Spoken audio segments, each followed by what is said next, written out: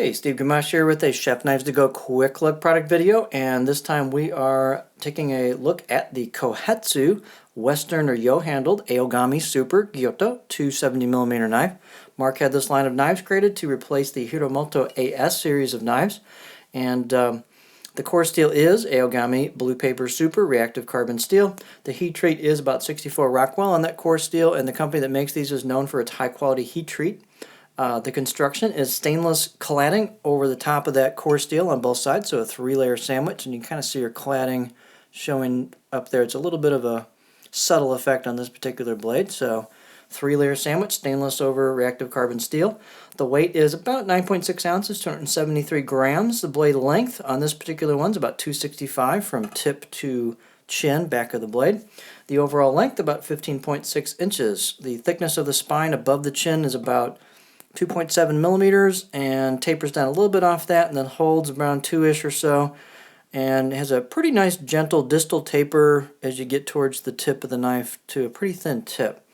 The blade height is 52 millimeters here back at the heel from chin to spine, and the handle type is a wooden mahogany warm kind of look to it handle. The fit and finish on the overall blade is very good, including the handle, the bolster, just enough relief on the spine and the choil area to make it pretty comfortable right out of the box. This one had an out-of-box edge. I would give it maybe a 5 out of 10. It was pretty sharp and it had a decent bite or tooth to it. Of course, it will get sharper if you know what you're doing with sharpening, but it's definitely usable out of the box. Let's take a close-up look at some features of the blade and the profile and so on. So these have embossed or recessed kanji on the blade, and they've got a nice satin finish to the blade as well. It's well executed, kind of a subtle look. It's a little hard to tell, but there's your core steel showing through the cladding. Focus right, there we go. These have a little bit of a polish on the right side of the blade versus the left, the way they grind the knife, so it looks a little different on the left side than the right side. Let's see, profile on the blade. Let's take a look at it. So you've got a bit of a flat spot towards the heel area, given that it's a longer blade. That flat spot's a little longer, and you get a corresponding belly or curve towards the tip of the blade. Here's the choil shot. So it gets relatively thin back at the down at the edge of the blade. Let's take a look at it on our cutting board.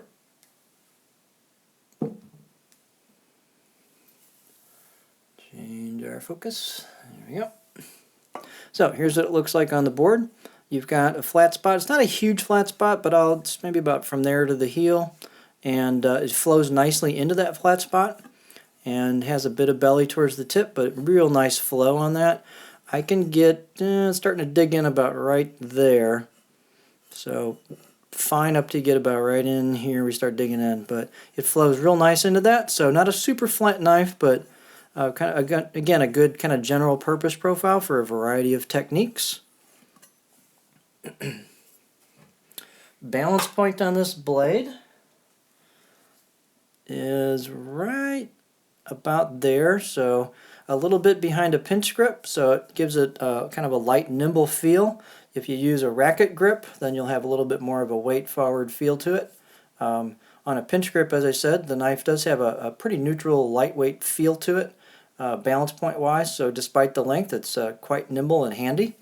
And just a real nicely executed 270 Gyuto if you need some extra length for processing large amounts of ingredients, and as long as you got room to work with it. So there you have the Kohetsu Western or Yo-handled Aogami Super Gyuto 270mm knife.